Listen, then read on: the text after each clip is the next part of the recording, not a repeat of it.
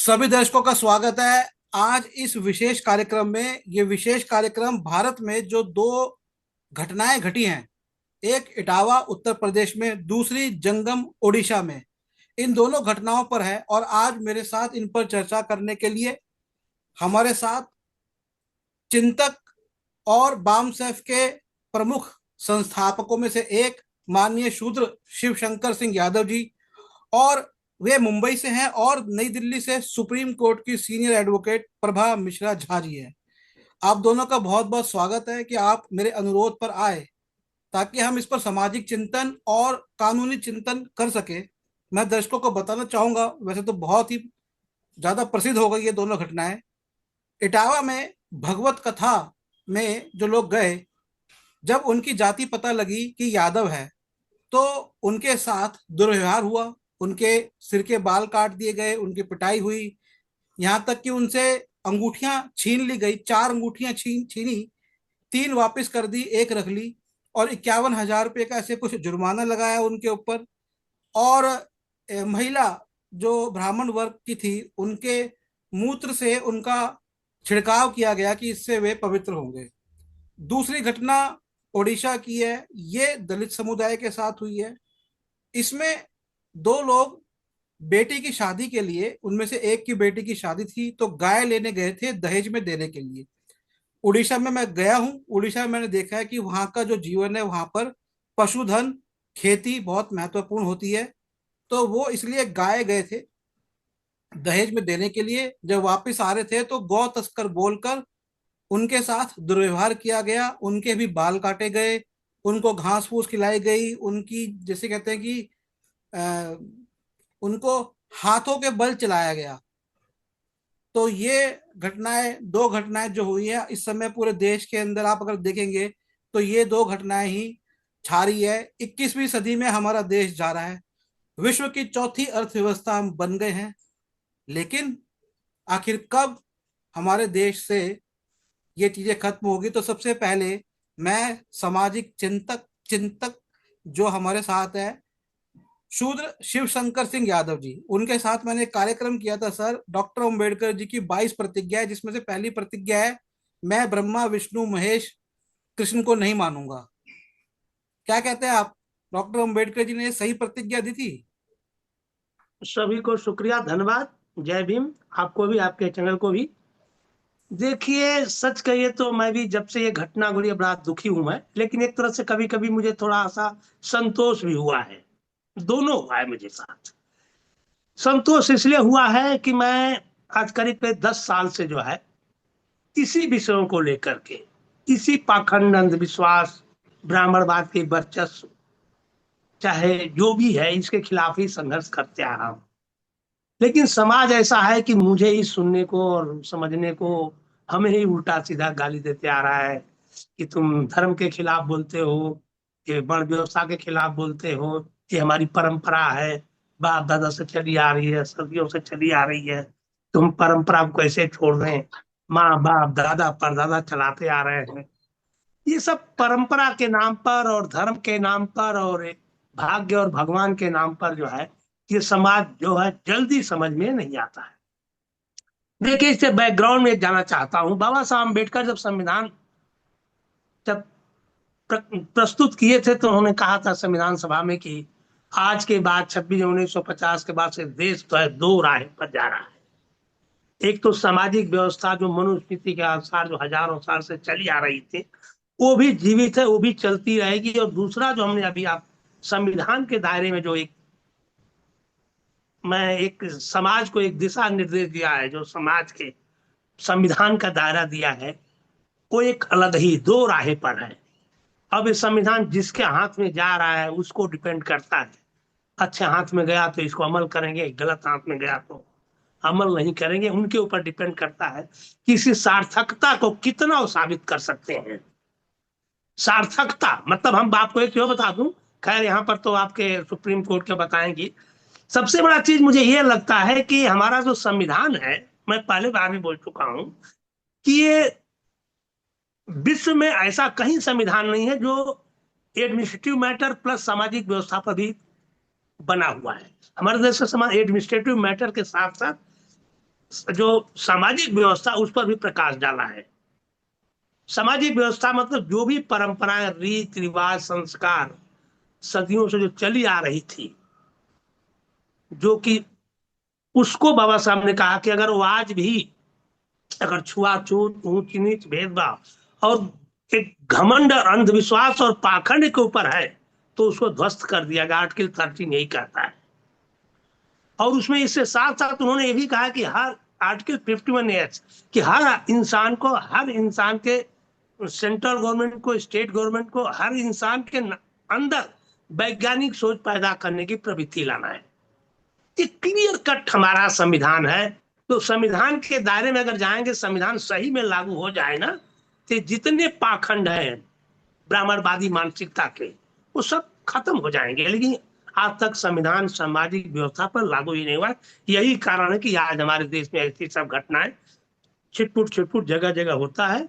जो परंपरावादी लोग हैं, जो अंधविश्वास और पाखंड को चलाए रखना चाहते हैं, जो इनका के इस व्यवस्था से लाभ है, वो इस व्यवस्था को किसी भी सूरत में नहीं छोड़ना चाहते हैं। उसी के परिदेश में ये घटनाएं घटी हैं। उस घटनाओं के पीछे मुझे ये समझ में नहीं आ रहा है कि भाई ये जो, चाहे वो, उसमें हमने सुना है कि ढोलक बजाने वाला जाटव था और कथा बांचने वाला यादव था। उनके घर में जाके भागवत कथा करके अपवित्र कर दिया भागवत कथा को, उनके घर को भी। अपवित्र तो घर हुआ ना, उसकी महिलाएं हुई ना। तो घर और महिलाओं का शुद्धिकरण होना चाहिए था ना। इनका शुद्धिकरण क्यों किया गया? इन पर मूत्र क्यों फेंका गया? ये तो खुद अशुद्ध कर दिए थे ना। तो हमारे समझ में जो ये हमें कई जगह लगता है, जैसे आप उड़ीसा की बात कर रहे हैं, वहां घास खिलाना, जानवर की तरह चलवाना, ये कहां से संस्कृति सभ्यता लोग सीख के आ रहे हैं? भाई मुझे तो विचित्र, पूरे विश्व में इस तरह का अत्याचार कहीं आपको सुनने मिला क्या? ये कहां कहां से रिसर्च हो रहा है? कौन रिसर्च कर रहा है इस तरह का? अब तक तो कहते थे गाय का मूत्र जो है पवित्र है। अब तो एक ब्राह्मणी औरत का मूत्र पवित्र हो गया गाय से भी। अब जगह जगह ढूंढ ढूंढ के ब्राह्मणी औरत के मूत्र को लेके शुद्धिकरण करेंगे। ये क्या है? ये कहां से रिसर्च हो रहा है? कौन रिसर्च कर रहा है? ऐसे ऐसे रिसर्च पे मुझे ताजुब हो रहा है। और वैज्ञानिक रिसर्च में ये सब, यही दुनिया भर के ढकोसले के रिसर्च हमारे देश में हो रहे हैं। रियली बहुत दुखी हुआ हूं मैं। ये दुर्भाग्य है। अब जी देखिए, इसके लिए हम तो कह रहे हैं सरकार दोषी है, मन बढ़ा रही है उनका। ये जी जितने कांड हो रहे हैं ना, आज मान ली अरेस्ट होते हैं, फिर बाद में मान लो सम्मानित करेंगे उनको, उनको फूल माला चढ़ाएंगे, उनका बाहर करेंगे, मंच बनाएंगे, स्वागत करेंगे, तुमने बहुत अच्छा काम किया, हमारी धार्मिक परंपरा को कायम रखा है। ये देश का दुर्भाग्य है। इसीलिए हजारों साल से हमारा देश मुगलों, मुसलमानों से किसी के भी अधीन रहा, जी गुलाम रहा। आज हमें लगता है फिर से वही रास्ते पर जाने की कोशिश कर रहा है। रियली ये बहुत दुर्भाग्य है। मैं इस पर अब क्या बताऊं आपसे। जी। मैं मैम प्रभा मिश्रा जी, आपसे जानना चाहूंगा, सर ने संविधान की बात करी। वैसे मैं सबको, दर्शकों को बता दूंगा कि जो हम लोग संविधान की बात करते हैं, भारत का जो इतिहास और खास करके जो छुआछूत को लेकर लड़ाई है, ये सिर्फ संविधान में नहीं हुई। संविधान से पहले 1935 में गवर्नमेंट ऑफ इंडिया एक्ट आया था। उससे पहले गोलमेज सम्मेलन हुई, 1929 में हुई, 31 में हुई, 32 में हुई। अगर आप गोलमेज सम्मेलन में पढ़ेंगे, और मैं भी पढ़ भी रहा हूँ, मैं आपको दिखा देता हूँ, ये देखिए मेरे हाथ में है, मैं इनको पढ़ रहा हूँ। दो गोलमेज सम्मेलन मैंने पढ़ लिए हैं। एक मिनट, जी संविधान से पहले अंग्रेजों ने एक्ट बना के कानून सब बंद कर दिया था भाई। जी अंग्रेजों ने तो मैक्सिमम इनके परंपराओं को बंद कर दिया जी। था। अगर हम, तो इसके संविधान अंदर, से पहले भी सब लागू हो गया था। जी, तो लेकिन ये कहां से आ गया, टपक गया, सब चीजें समझ में नहीं आ रहा है। तब भी यही मामला था कि ये चीजें खत्म हो। और इससे पहले जो साइमन कमीशन आया, 1919 का गवर्नमेंट ऑफ इंडिया एक्ट आया।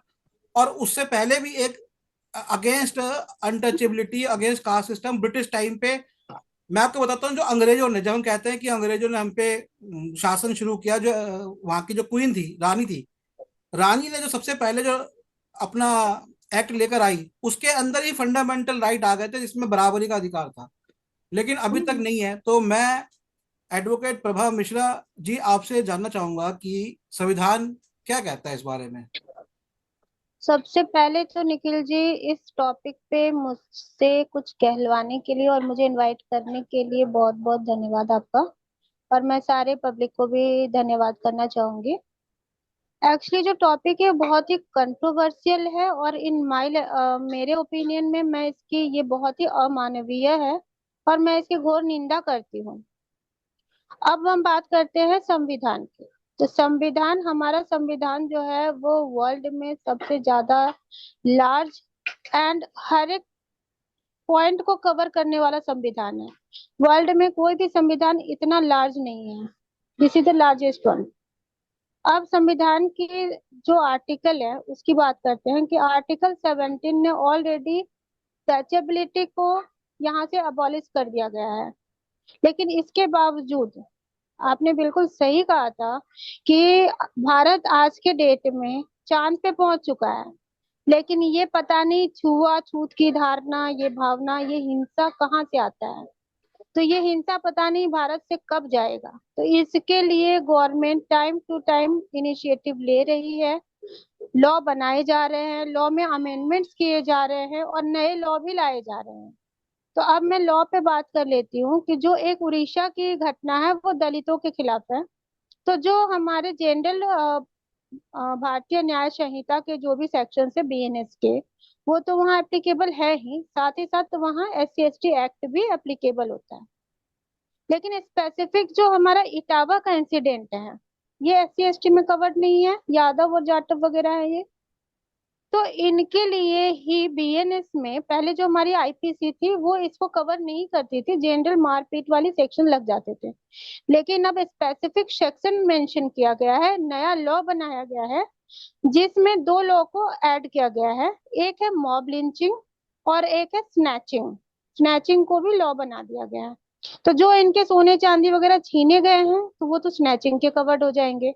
जो मॉब लिंचिंग है, मॉब लिंचिंग की डेफिनेशन स्पेसिफिक कहती है किसी जाति जाति भेदभाव की वजह से किसी को टारगेट करके पांच या पांच से अधिक लोग, इसमें 5 लोग हो या उससे अधिक लोग हो, एक समूह के द्वारा किसी के ऊपर अगर किसी को जाति भावना से या किसी भी भावना से प्रेरित होकर और उसे टारगेट करके उसको मारना, पीटना, चोट पहुंचाना या जान से मार देना, इन सबको कवर किया गया है सेक्शन 103 क्लॉज 2 बीएनएस में। तो इसमें एक स्पेसिफिक एफआईआर तो तुरंत दायर हो जाना चाहिए, और जहाँ डेथ नहीं होती है, जहाँ सिर्फ गंभीर चोटें आई हुई हैं, वो शारीरिक हो मानसिक हो जो भी हो, जिस तरह से इनके साथ दुर्व्यवहार किया गया है, तो ये यहाँ पे कवर्ड है सेक्शन 117 क्लॉज 4 में। और बीएनएस 2023 में ये स्पेसिफिकली कवर्ड है। तो इसमें एफआईआर करके उन सबको दोषी बनाया जाए, उनके ऊपर एफआईआर चलाई जाए, इनके ऊपर केस चलाना जाना चाहिए। भारत ये कतई बर्दाश्त नहीं करेगा। भारत एक धर्मनिरपेक्ष राष्ट्र है। धर्मनिरपेक्ष राष्ट्र होने का मतलब होता है कि हम किसी भी रिलीजन को नहीं मानते, और यहाँ के हमारे देश में हर एक व्यक्ति को आजादी दी गई है कि वो कोई भी रिलीजन अडॉप्ट करे, कोई भी फेथ अडॉप्ट करे, उसे उसका प्रोफेस कर सकता है। यहाँ किसी को भी ना ही मना किया गया है कि आप कोई रिलीजन नहीं मान सकते। यहाँ सबका आग्रह किया जाता है, यहाँ सबको किया जा रहा है कि स्टेट का कोई रिलीजन नहीं है, स्टेट स्पेसिफिकली किसी भी रिलीजन को प्रोफेस नहीं करता है। जैसे कुछ स्टेट है इस्लामिक स्टेट है, कुछ स्टेट है वो हिंदू स्टेट है, जैसे नेपाल हिंदू स्टेट है। लेकिन हमने भारत को इसीलिए सेकुलर, हमारा भारत जो है वो हमारा संविधान भारत को सेकुलर स्टेट डिक्लेयर कर चुका है। तो ये हमारा सेकुलर स्टेट है, हम सभी को मानते हैं। हम यहाँ किसी भी पर्टिकुलर धर्म जाति विशेष के लेकर यहाँ इन चीजों को माना ही नहीं जाता है। हमारा जो एम है, हमारे जो संविधान का एम है, वो सोशल जस्टिस को सिक्योर करना है, वो फ्रैटरनिटी को सिक्योर करना है। और ये जो चीजें हैं, जो घटनाएं घट रही हैं आज के समाज में, ये बिल्कुल अमानवीय है, असहनीय है, इसकी घोर निंदा हो, प्लस इनके खिलाफ कार्रवाई की जानी चाहिए। धन्यवाद निखिल जी मैम, मैं एक दूसरे सवाल पे आऊंगा आपके पास। मैं अब जी। शिवशंकर यादव जी आपसे एक बात पूछना चाहता हूँ कि ये तो है कि इसमें जातीयता भी है, इसमें धार्मिक जो सद्भावना है वो भी खराब हुई है, लेकिन इसके अंदर एक और मुद्दा है। जैसा मैंने शुरुआत में कहा कि भारत चौथी बड़ी अर्थव्यवस्था बन रही है, तो यहाँ पर ये मुद्दा पहला नहीं आया, पहले भी ऐसा हुआ है कि जो ब्राह्मण वर्ग के लोग हैं उन्होंने शिकायत करी है कि भाई आप आके कथा वाचना क्यों करते हो, ये तो हमारा अधिकार है। मैं ये भी देखा है कि हरिद्वार के अंदर भी यह जो है ना समस्या आई है कि ब्राह्मण ये कहते हैं कि भाई ये हमारा अधिकार है, हम बरसों से यहाँ बैठे हैं। इसके अंदर कहीं ना कहीं अगर हम जाति को हटा दें और सिर्फ अर्थव्यवस्था की बात करें, तो कहीं ना कहीं अशिक्षा और बेरोजगारी, क्या इसमें आपको नजर नहीं आता? नहीं, देखिए आपने सही कहा कि यहाँ पर जो है एक रोजगार भी की बात आ रही है, एक दूसरे का अधिकार छीनने की बात आ रही है। लेकिन ये भी बात तो सही है कि संविधान तो सबको अलाउ कर दिया है अब। और संविधान सबसे बड़ी चीज की भागवत कथा जो है, देखिए संविधान में हमने कहा था ना कि आर्टिकल 13 ये कहता है कि कोई भी प्रचार हो, चाहे आपके ये परंपरा हो, रीत हो, रिवाज हो, शादी हो, विवाह हो, चाहे कथा हो, भागवत का कोई भी कथा हो, कोई भी करता हो, अगर वो इस मानसिकता से हो रही हो, इस मानसिकता से आदमी कर रहा है कि मैं उच्च हूं, मानसिकता से मैं जात से उच्च हूं, इसलिए मैं कर रहा हूं, ये हमारा अधिकार है, ये तो संविधान विरोधी है ना। ये खुद ही संविधान विरोधी है। ये संविधान कभी किसी को अलाउ नहीं करता है कि जाति के उच्च के कारण आप जो है किसी चीज को, परंपरा को चालू करो। किसी भी परंपरा, किसी भी रीति रिवाज को ये ध्वस्त कर दिया गया है। इवन शादी भी ब्राह्मण नहीं करा सकता। मृत्यु भोज देख रहे हैं कहीं कहीं बंद किया जा रहा है। महाराष्ट्र में तो अर्धश्रद्धा कानून लागू है। यहाँ वो बागेश्वर धाम के आए थे आपके प्रवचन देने, रात को भाग खड़े हुए, FIR दर्ज होने लगी तो नहीं दे पाए प्रवचन। तो ये सब हमारे संविधान में निहित है। लेकिन क्या है, सबसे बड़ी समस्या है कि जो सदियों से परंपराओं के नाम पर जो चला रहे हैं, वो आज भी उसको कोशिश कर रहे हैं चलाने के लिए, मैं यहाँ चाहे पर उसको नहीं अपना नहीं रोजगार मैं जो मान रहे लेकिन हैं, मैं चाहे यहाँ वो पर कुछ भी उसको मान रहे हैं। मैं यहाँ पे ये बात इसलिए लेकिन पूछ टोटली गलत है। मैं यहाँ पे ये भी आपको हम तो बताता कह हूँ। रहे हैं कि नहीं नहीं, मैं हाँ। आपको ये भी बताता हूँ। खाली उन हम्म, ब्राह्मणों की बात मैं नहीं कर रहा जो ये कहते हैं भाई ये हमारा अधिकार है, आप हमारे अधिकार क्षेत्र में आ रहे हो। जिसने जो ढोल बजाता था, उसमें से जो ढोल बजाता था उसने ये भी बोला कि भाई मैं स्कूल चलाता था, लॉकडाउन के बाद मेरा स्कूल चलना बंद हो गया, तो फिर मैं कथावाचक बन गया या ढोल बजाने लग गया। यहाँ पे दोनों पक्षों का कहीं ना कहीं हम, ये तो ठीक है हमने अधिकार तो दे दिए सरकार ने, लेकिन एक अधिकार ये भी होता है इकोनॉमिक्स का। इकोनॉमिक्स का मतलब जो देश की अर्थव्यवस्था है वहां पर आपको सम्मिलित करने का। तो ये देखिए ना दोनों निखिल जी, पक्षों का मैं देखना यहाँ है। पे थोड़ा सा नहीं, इंटरप्ट एक करना मिनट मैं चाहूंगी। टोकना चाहता हूँ यहाँ। जी। जी ये बात सही है, मैं भी विरोध करता हूँ। यादव को कथावाचक करने का नहीं करना चाहिए। हमारे संविधान में ऑलरेडी ये सब परंपराओं को जब बंद कर दिया गया है, तो फिर एक नई परंपरा यादव हो चाहे कुर्मी, कोरी, पासी, ये क्यों नई परंपरा जो जो ब्राह्मणों को हम विरोध करते हैं कि भाई तुम ये गलत कर रहे हो, ये तुम किसी पर अपने विचार थोप रहे हो, अनर्गल है, ठीक नहीं है, और फिर उसी परंपरा को हम चला रहे हैं, तो गलत है ना। हम तो उसमें विरोध करता हूँ कि कथावाचक चाहे जो भी हो, हम तो करें, क्या जरूरत है किसी को कथावाचक करने की और किसी को सुनने के। हम तो टोटली बंद करने की बात करता हूँ। और मैं ये भी कहता हूँ आपके माध्यम से कि यादवों को आज से प्रतिज्ञा लेना चाहिए कि हम किसी भी तरह से, किसी भी रूप में, किसी भी ब्राह्मण से अपने घरों में, परिवार में उनको बुला के किसी भी कार्यक्रम नहीं कराएंगे, कोई प्रोग्राम हम नहीं कराएंगे ब्राह्मणों से। टोटल बहिष्कार करना चाहिए। ऐसे जहाँ की छूत छुआछूत की भावना है, ऐसे परंपराओं को टोटल का टोटल हम तो करें बहिष्कार करो। Yes Nikhil ma'am. जी, यहाँ पे मैं थोड़ा सा इंटरप्ट करना चाहूंगी, सर को भी कहूंगी, मैं शिवशंकर सर को भी। सर, ऐसा है कि भारत एक धर्मनिरपेक्ष राष्ट्र है।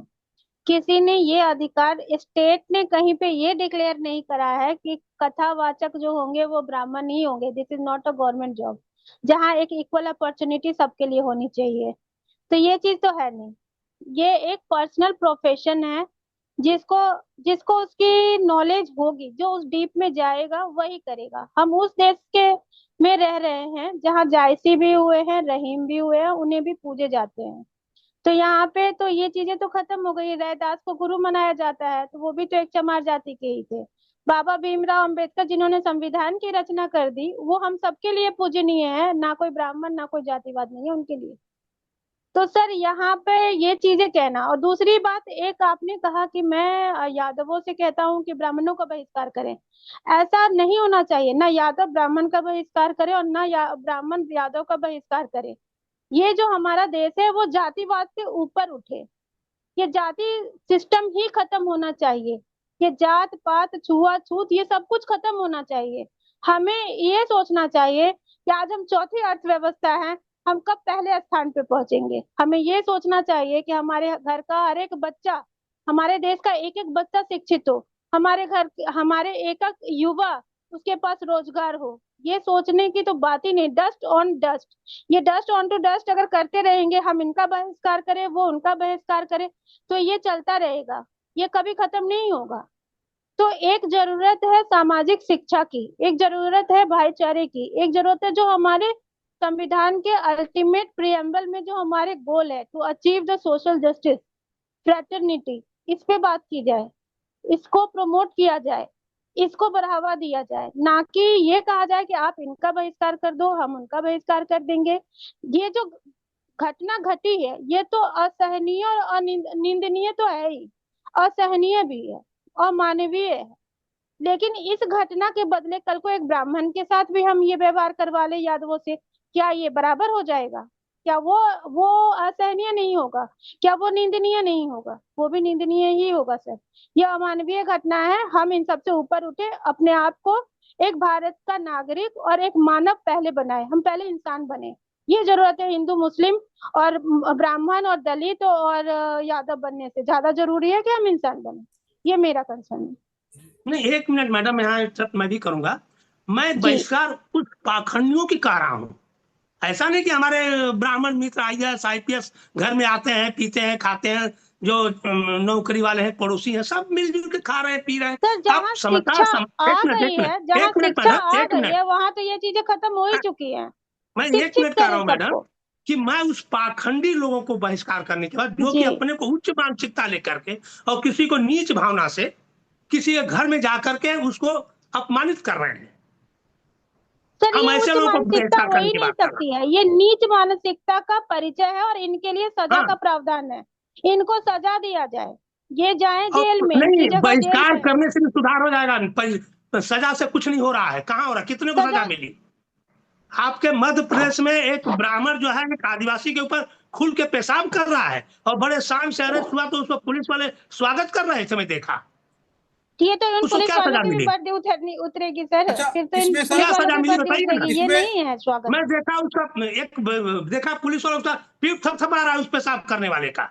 नहीं अब नहीं, बताइए कहाँ ये हम नहीं जा है। रहे हैं, नहीं किधर मैम, जा मैं रहे हैं? इस पे एक बात मैम आपसे पूछना चाह रहा हूँ। आपने जी निरंतर संविधान की बात करी, सर ने भी करी, मैंने भी एक कार्यक्रम किया था और डॉक्टर अंबेडकर जी भी कहते थे कॉन्स्टिट्यूशनल मोरालिटी, संविधानिक नैतिकता। जैसे आप दोनों ने बताया, संविधान के हमारे जो मूल्य हैं कि हमें जात हम्म पात नहीं करना, भेदभाव नहीं करना। अब प्रश्न ये उठता है कि ये किसकी तरफ से कमी हो रही है कि संविधानिक ये नैतिकता नहीं है। ये कमी हो रही है शिक्षा की, ये कमी हो रही है, हमारे मोरलिटी डाउन हो रही है। ये डाउन हो रही है किस लिए? अशिक्षा की वजह से। आप को प्रमोट करिए, ये फ्री शिक्षा, ये पास कर दिया, ये हमारी जो शिक्षा आजकल हो गई है ना, वो सिर्फ पास और फेल की कहानी हो गई है।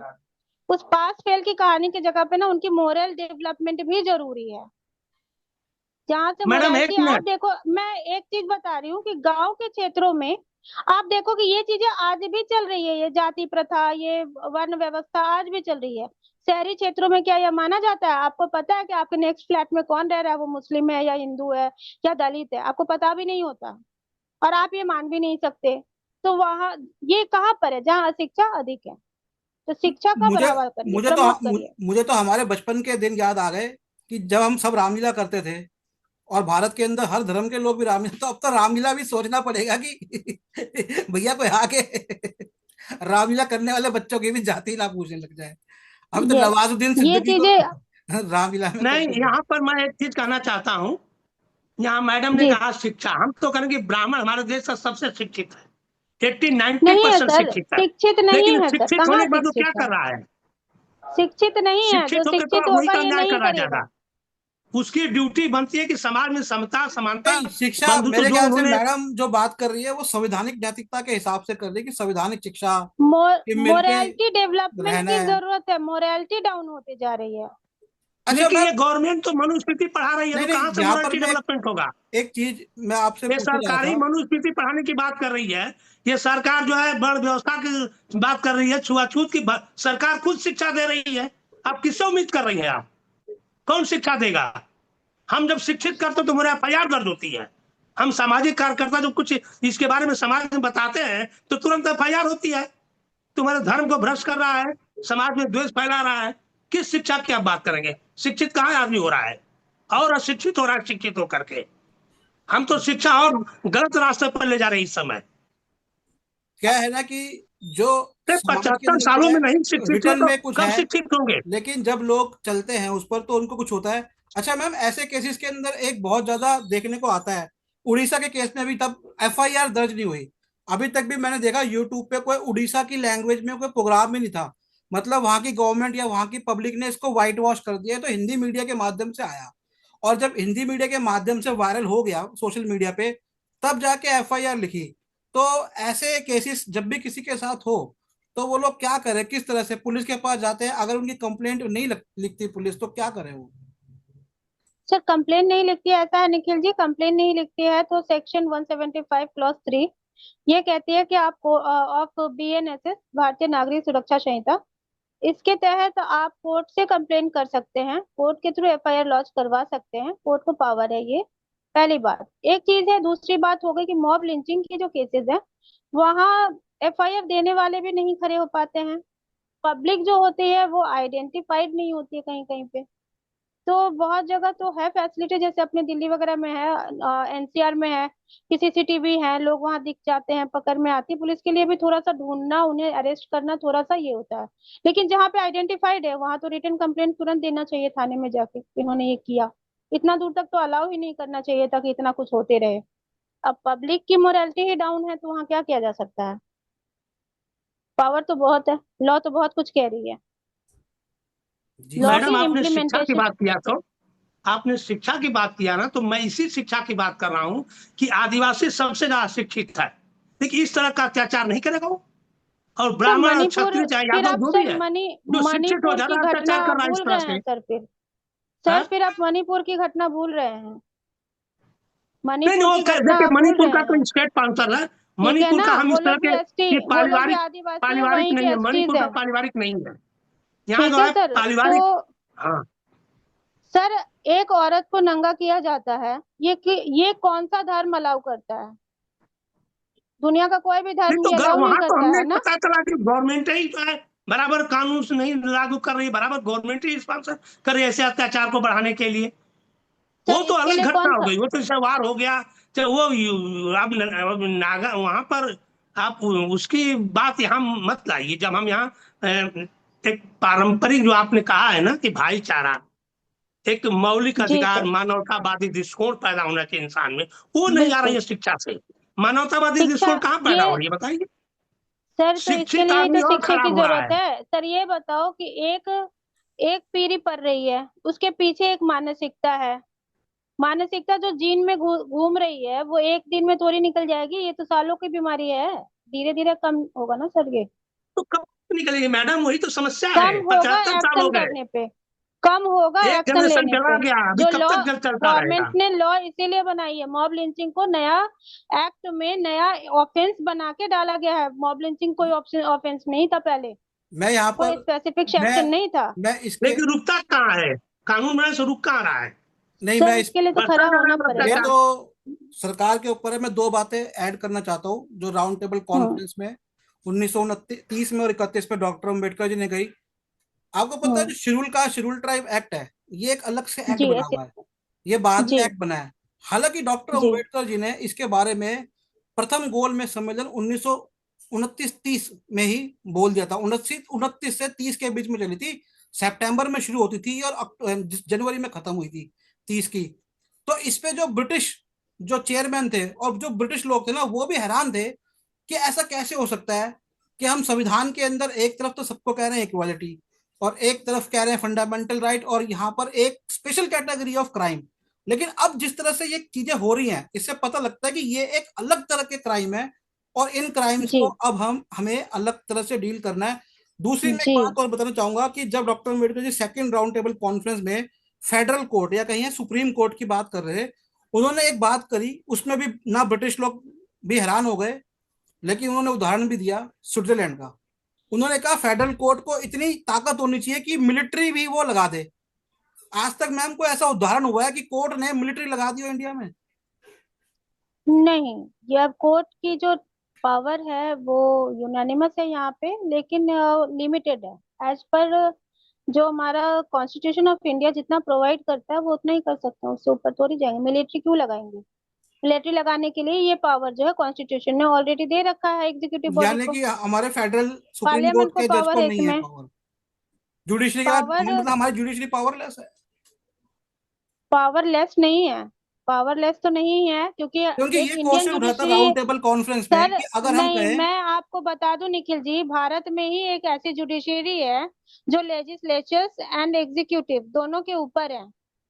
एडमिनिस्ट्रेटिव एंड लेजिस्लेटिव ये दोनों के लेकिन ऊपर है, उसकी ये पावर दोनों का को, इंस्ट्रूमेंट दोनों का क्या है यहाँ मैम? सेपरेशन ऑफ पावर है। उसकी पावर का इंस्ट्रूमेंट क्या है? वो इंस्ट्रूमेंट लेस तो है इस ना। लेकिन ये यूज बात नहीं जब हो रहा है बहस पावर। हुई थी, तो ये क्वेश्चन उठाया था मोहम्मद अली जिन्ना ने कि भैया वो क्या तरीका होगा जब आप कहते हैं फेडरल कोर्ट के पास अल्टीमेट पावर हो, सुप्रीम कोर्ट जिसे हम कहते हैं, तो क्या आर्मी होनी चाहिए? तो डॉक्टर अम्बेडकर जी ने सीधा कह दिया हाँ, यस, आर्मी होनी चाहिए, क्योंकि उसके बिना तो सुप्रीम पावर हो ही नहीं सकती ना। आर्मी यूज करने का पावर तो यहाँ पार्लियामेंट में वेस्ट है। मतलब नहीं दिया उन्होंने, मैडम पार्लियामेंट एक कॉन्स्टिट्यूशन सवाल में डिसाइड था, करती है, नहीं मेंबर ऑफ। एक मिनट, एक मिनट। हाँ मैडम। जी सर बोले, सुन रही हूँ मैं। हाँ, इटावा की घटना में आपने कहा कि 80 ने, क्योंकि वहां पर उसको यादव को चमार चमार कहा जा रहा है, और अपना आपके कार्ड जाके ला रहा है, तब जाके मालूम पड़ा, लेकिन वहां ढोलक बचाने वाला जाटव समाज का है, तो हाँ, तो उसको भी जो एस सी अपमानित एस किया। तो टी ना ना ना ना जो SC ST हैं उनके लिए तो हमारे पास स्पेसिफिक लॉ है, SC ST एक्ट। हाँ, वो उनके आपने उसके बोला साथ यहाँ पर जो है उसके एससी, यहाँ भी जाटव लगेगा ना, समाज का एससी एक्ट लगेगा ना। नहीं, लेकिन अभी जो तक सर SC ऐसे ST क्लियर में नहीं हुआ है ना। कवर्ड है वो लगेगा। जहाँ इटावा वो के, SC इटावा ST में है भी वहां एससी लगेगा। एसटी एक्ट लगेगा ना। जो सर जहाँ पे चमार होगा उस SC पर ST लगेगा। के ऊपर जो चमार है, जो SC ST से बिलोंग कर रहा है, हाँ, उसके ऊपर तो SC ST एक्ट है ही हमारे पास। जो नहीं कर रहा, पेन वहां पे था। पहले जो हाँ, प्रॉब्लम था IPC के अंदर में कि पहले ये मॉब लिंचिंग एक ऑफेंस नहीं था, लेकिन आज के डेट में BNS जब से आई है, इसमें मॉब लिंचिंग को स्पेसिफिक कैटेगरी ऑफ ऑफेंस बना दिया गया है। एक स्पेशल प्रोविजन है इसमें, आजीवन कारावास और फांसी तक की सजा है अगर डेथ हो जाती है किसी की तो। और अगर गंभीर तरह से चोट हुआ है, उसके ऊपर चोटें आई हैं, तो 7 साल तक का सजा है इसके ऊपर। तो ये मॉब लिंचिंग को एक स्पेशल ऑफेंस बनाई गई है यहाँ पे, जैसे SC ST एक्ट एक स्पेशल एक्ट बनाई गई थी टू प्रोटेक्ट, उन लोगों को प्रोटेक्ट करने के लिए जो SC ST अच्छा मैम, कम्युनिटी से बिलोंग करते हैं। ये जो बाल काट देते हैं, काला कर देते हैं मुंह, ऐसे जानवर की तरह चलाते हैं, उसके लिए क्या है? हाँ, ये हाँ। अमानवीय है ना, तो वो 117(4) में कवर्ड है सारे। Shock, trauma, pain, hurt, grievous hurt सब तो रिसीव कर ही रहे हैं ये मानसिक सारा इसमें मानसिक कवर्ड है। तनाव, मानसिक तनाव, मानसिक मतलब सब है ताड़ना। सर, सब है मेंटली सर, हरासमेंट। सब है सर। मेंटल हरासमेंट किसमें आता है? मेंटल हरासमेंट सर 117 में आ रहा है, 117 क्लॉज 4 में। अगर हम्म, उनको कोई, जब इस तरह से जातिगत हमला की जाती है समूह के द्वारा, मॉब लिंचिंग वाला इंसिडेंट होता है जहाँ पे डेथ तो नहीं हुआ लेकिन उसको चोटें आई हैं, तो चोटें तो आ ही रही है ना। किसी का बाल खींच रहा है तो कोई क्या उसको दर्द नहीं है? पेन है ना, और ये पेशाब जो हर्ट फेंक है रहा, ना उसके पेशाब गिरा ऊपर। रहा है, उसका क्या होगा? पेशाब फेंक रहा है, उसको माने, उसको इंसल्ट कर रहा है, उसको एकदम मजबूर कर दिया जा रहा है कि वो उसकी मोरालिटी को बिल्कुल तोड़ दी जा रही है। तो हाँ, ये तो है ही ये तो ऑफेंस है, मारने से ज्यादा खतरनाक है ना मैडम। क्लियर कट अगर ऑफेंस है, ये जी तो बिल्कुल। मारने से भी ज्यादा खतरनाक हुआ ना। मरने से ज्यादा खतरनाक है ये। मेंटल ट्रॉमा हाँ, में रहेगा वो। ट्रॉमा तो वो हाँ, वही सफर कर तो। रहा है ना सर वो। जी। तो खैर। उसके लिए क्या कानून जी। है? 7 साल की सजा है उसके लिए, सेक्शन 117 क्लॉज 4 BNS। जी। जी। खैर ये। धन्यवाद, शुक्रिया। जी। खैर समय कम है, तो मैं आप दोनों का धन्यवाद करूंगा और दर्शकों को बताऊंगा कि आप सुन रहे थे मुंबई से माननीय शूद्र शिवशंकर सिंह यादव जी को।